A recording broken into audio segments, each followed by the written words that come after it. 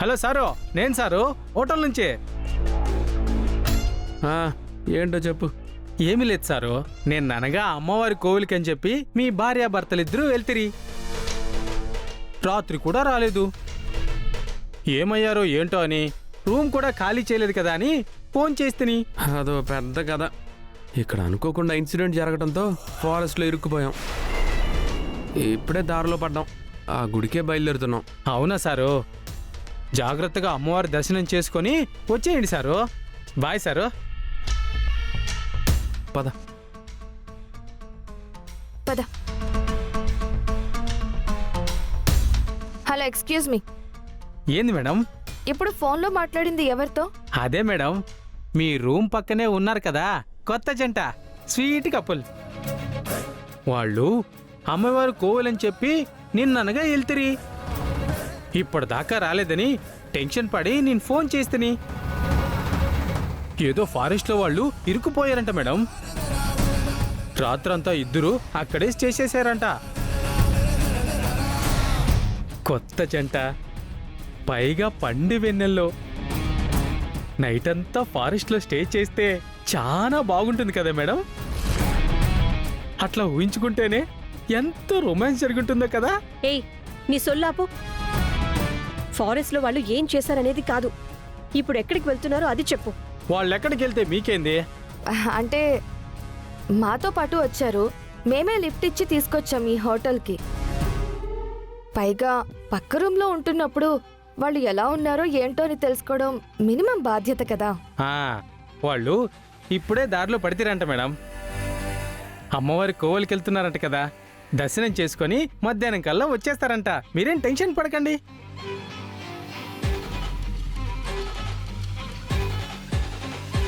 అయితే పల్లవికి ఏం కాలేదు. నువ్వు పెట్టిన రౌడీ వెధవలు ఏం చేయలేదు. అవును, వాళ్ళు మిస్ అయినా మనం మిస్ అవ్వకూడదు. ఎటో కొండ మీదున్న అమ్మవారి గుడికే వెళ్తున్నారు అని చెప్తున్నాడుగా. అక్కడికి వెళ్ళి దాని సంగతేంటో అక్కడే తేల్చేద్దాం. పద.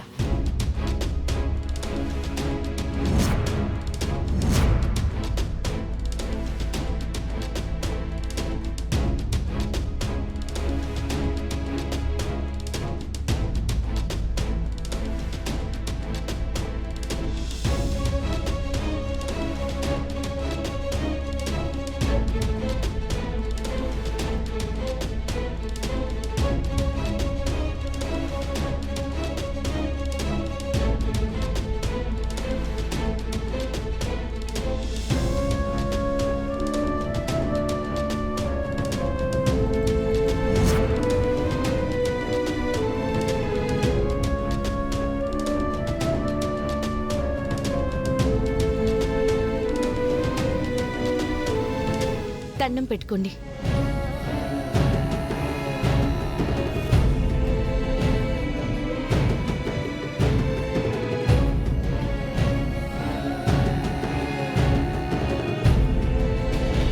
అమ్మా, నా భర్త నన్ను అర్థం చేసుకుని నాకు దగ్గరయ్యేలా చెయ్యి. ఎంతో ఇష్టపడి ఆయన్ని పెళ్లి చేసుకున్నాను. ఆయనంతలా ప్రేమించాను. తను నన్నంతలా ప్రేమించి అర్థం చేసుకునేలా చెయ్యి. అలా చేస్తే మళ్ళీ నీ గుడికొచ్చి నిన్ను దర్శనం చేసుకుంటాను.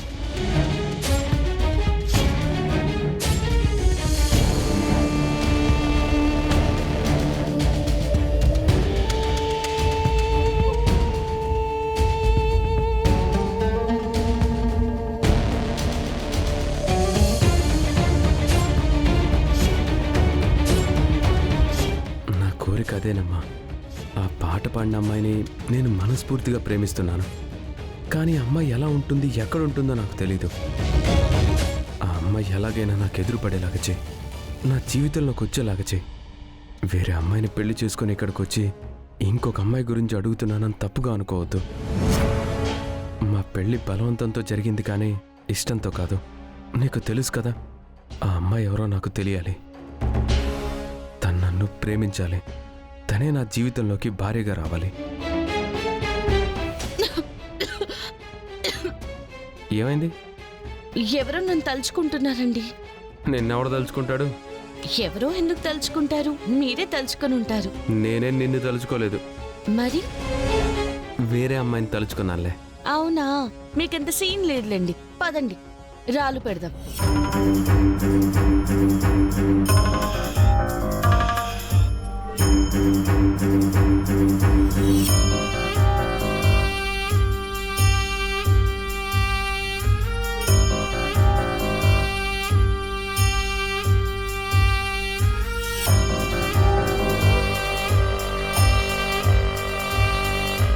ఏమండి, మీరు కూడా రాళ్ళు పేర్చండి.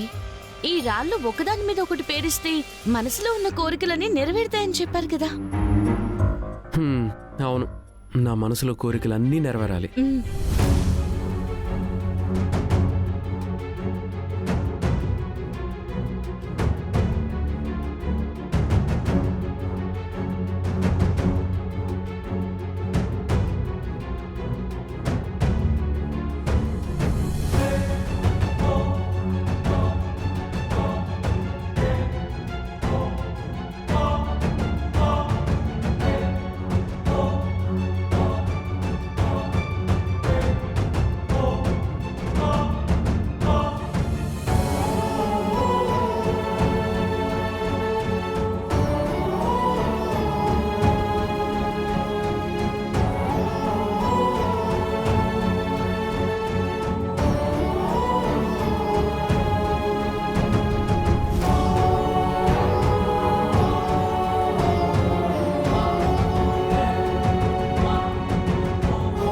హేయ్, నా వైపు అలా చూస్తావేంటి?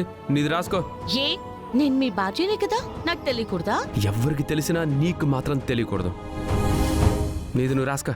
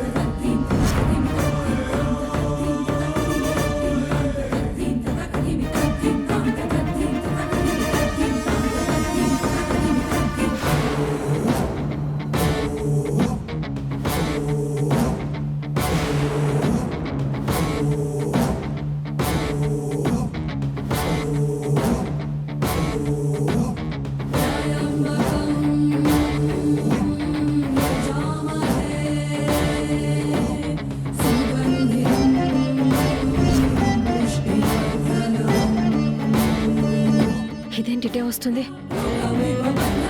వెళ్ళిపోదామా? వద్దు, చుట్టూ జనమున్నారు కదా. ఇక్కడైతేనే మనం కవర్ అయ్యి ఉంటాం. మనం పక్కకు వెళ్ళామంటే పొరపాటున అది చూస్తే